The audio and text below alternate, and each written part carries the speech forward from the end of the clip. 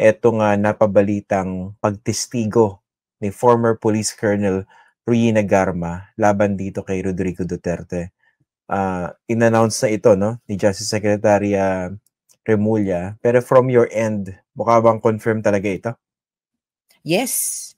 Okay. I would say na whatever the government admits, kasi marami ang hindi ina-admit, whatever the government admits would be, kumbaga, A1 information. Sila na talaga Okay. yun. And Yun it's na yun. logical. Oh, logical. Mm. Hindi pwedeng galawin si Garma ng ICC o makausap man lang sa US. Kasi hindi member state ang ICC, ang US. Tapos, kumukontra pa nga ngayon yung US sa ICC, 'di ba? Meron silang sanctions Yeah. na nilagay. Kaya yung pag-uwi niya, crucial para maabot siya o makausap ng ICC. Okay. Ano yung importance itong testimony laban kay Duterte ni Ruina Garma? Si Garma ang nagdikit nung DDS, Death Squad Killings, dun sa plano na gawing nationwide. Siya yung tinanong meron ka bang kilala na kayang pagplanuhan ito? Paano gawin yung Davao template na nationwide? Kaya dito din na-hatch, kumbaga dito din nabuo daw yung plano ng reward system. Paano ba ang bayaran dito? Kasi nung una, DDS, kumbaga kilala nila yung grupo. At may may familiarity sila sa isa't isa. Kung ine-nationwide mo, o paano yan? Pulis ba kausap mo o kung sino-sino? Yung reward system ay key doon sa pagiging systematic ng killings dito sa Pilipinas. In fact, yung reward system, yung quota system, yan yung main argument why we can say that yung crimes against humanity, ang element yan, systematic attacks on the civilian population. Okay, napaka-importante niyan, no? Kasi in our previous conversations, di ba tinatanong ko lagi sa'yo, unang-una yung number, di ba? Ano ba yung dapat ma-determine na numero ng mga pinatay? Pero yun, importante, kailangan mapatunayan na systematic. And of course, di ba, meron siyang previous pronouncements na naman regarding, pagpapatayin yan, at each time nagbabanggit siya ng ganun publicly, talaga nagkakaroon na resulta, may mga napapatay. Pero with this testimony of Garma, would you consider this as, kumbaga, the clincher or the missing link? Kasi ito yata, di ba, yung kauna-unahang testimonya na, hindi, gusto ni Duterte gawing nationwide yung Davao model. Diba? Mukha ito ba yung clincher? Oo, and I would say that, kumbaga, parang ito yung smoking gun na, lalo na nung Quadcom hearings, dahil siya talaga ang nagsabi, ito ang role ni Duterte. Karamihan sa atin ang alam, sabi kasi ni Duterte, sabi niya ganyan. Pero sa isang banda, parang madaling salagin. Kaya yung mga supporter ni Duterte, ang sasabihin nila, bakit sinabi niyang patayin ng Kian de los Santos? Hanapin niya itong 17 years old. 'Di ba? O kaya, joke lang. Kayo naman di mabiro. Ito, klaro, may intention siya na gawing nationwide ang killings. Naghanap siya ng paraan.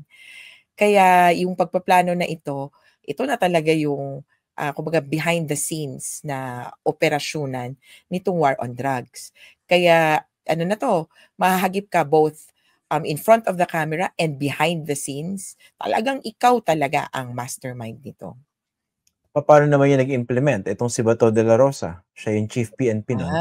So, ano yung epekto nitong testimonya ni Ruina Garma regarding that reward system, indirect order ni President Duterte, dito naman sa posibleng pagkakasangkot sa ICC ni Bato? Ganun din. Behind the scenes and in front of the cameras, bahagi siya. Si Bato de la Rosa may depensa pa naman, ito sa kanya ang defense niya.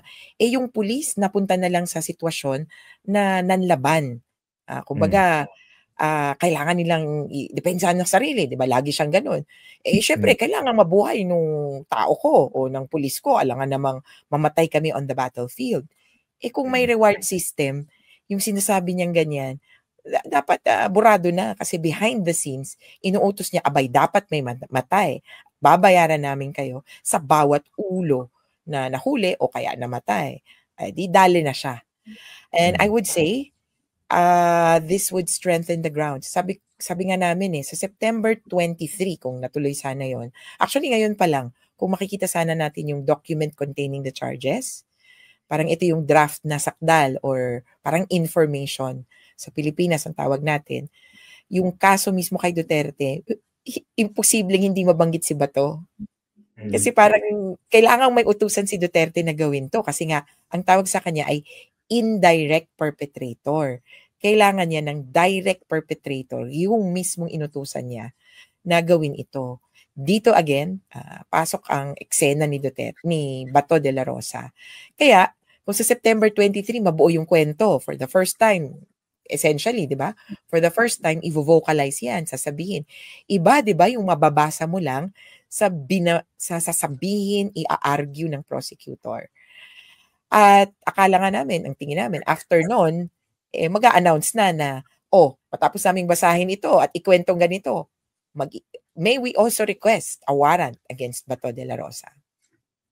So, pero kailangan, ano ba yan, matapos muna yung confirmation of charges hearing kay Duterte before a possible arrest warrant maybe issued against Bato, or hindi naman sila related necessarily?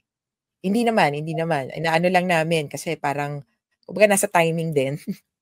Kumbaga may konting managing of expectations din kasi baka there's too much on the plate right now for the judges to look at. Kasi ito ding defense team ni Duterte, kumbaga every month may final. May nag-file ng, meron pang issue, di ba, sa jurisdiction. June, nag-file ng interim release. July, binabawi yung sa interim release. Sabi, huwag niyo munang pagpasyahan. July din, parang, July ba yung kay Karim Khan? Pinapa-disqualify. August, binalik. Teka, ibabalik ko yung renewed request for interim release. At ito, actually, August 18, nag-file ng adjournment request itong kampo ni Duterte. So, nanghihingi sila ng indefinite suspension or postponement of the proceedings. Kaya siguro yung judges, teka, medyo seryoso yun di ba?